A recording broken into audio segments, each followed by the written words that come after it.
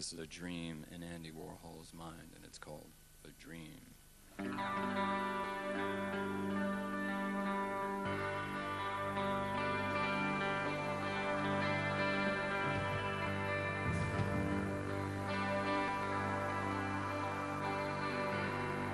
had a terrible dream the other night.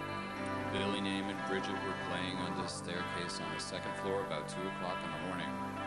I woke up because Amos and Archie had started barking. That made me very angry because I wasn't feeling very well, and I told them I was very cross, the real me, that they just better remember what happened to Sam the bad cat that was left at home and got sick and went to pussy heaven.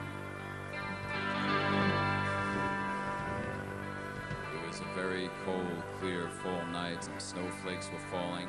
Gee, it was so beautiful, and so I went to get my camera to take some pictures, and then I was taking the pictures, but the exposure thing wasn't right, and I was going to call Fred or Jerry to find out how to get it set.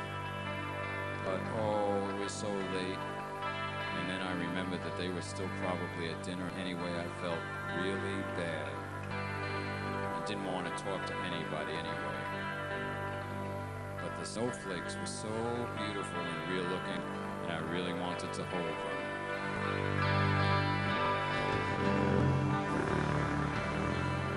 And that's when I heard the voices from down the hall near the stairs, so I got a flashlight and I was scared.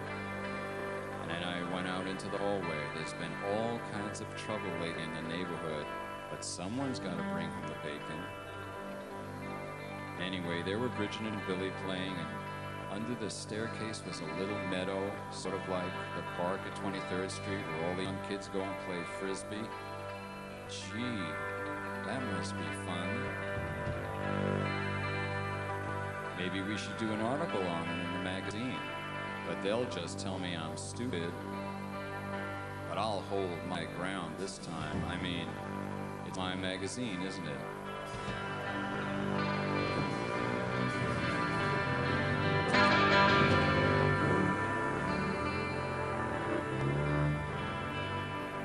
So I was thinking as the snowflakes fell and I heard those voices having so much fun.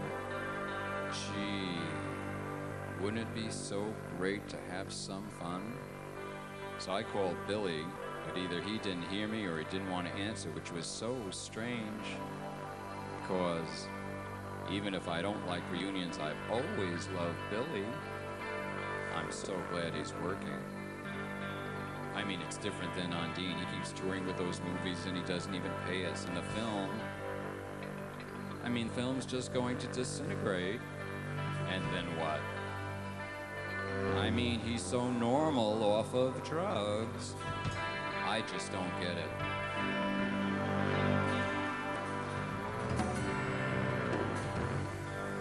And then I saw John Cale, and he's been looking really great. He's been coming by the office to exercise with me. Ronnie said I have a muscle.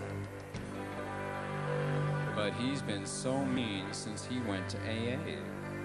I mean, what does it mean when you give up drinking and you're still so mean? He says I'm being lazy, but I'm not. I just can't find any ideas. I mean, I'm just not, let's face it, going to find any ideas up in the office. And seeing John made me think of the Velvets.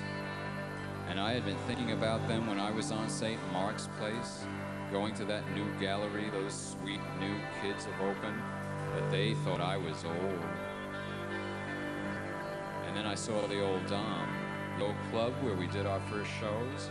It was so great. And I don't understand about that Velvet's first album. I mean, I did the cover and I was the producer, and I always see it repackaged, and I've never gotten a penny from it. How could that be? But it was good seeing John. I did a cover of him, but I did it in black and white, and he changed it to color. It would have been worth more if he left it my way. But you can never tell anybody anything anyway.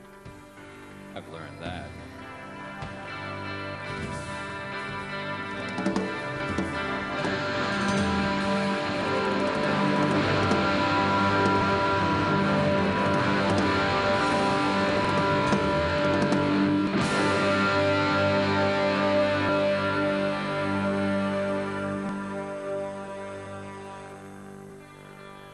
I tried calling again to Billy and John, but they wouldn't recognize me.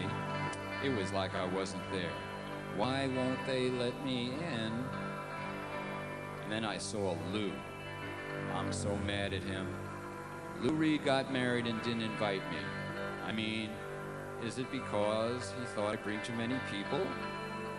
I don't get it. He could have at least called. I mean, he's doing so great.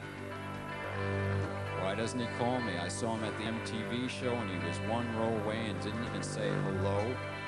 I don't get it. You know, I hate Lou.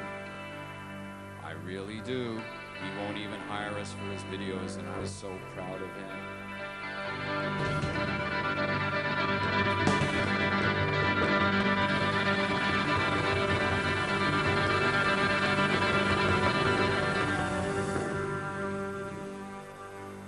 I was so scared today.